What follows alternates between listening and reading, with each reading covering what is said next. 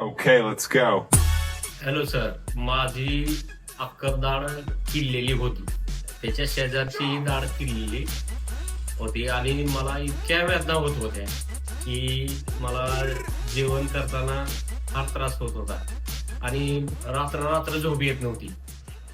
आणि मला माझ्या मित्राकडून तेजस लाड सरांचं नाव कळाल्यानंतर मी त्यांच्याकडे जॉईन झालो आणि त्यांनी मला ट्रीटमेंट दिल्यानंतर इतकं मला समाधान लाभलं की त्यांनी दाढ सुद्धा म्हणजे काढली अक्कल दाढ शेवटची आणि बाकीच्या अलीकडच्या दाढेला कॅप बसवलेली, रूट कॅनॉल केलाय.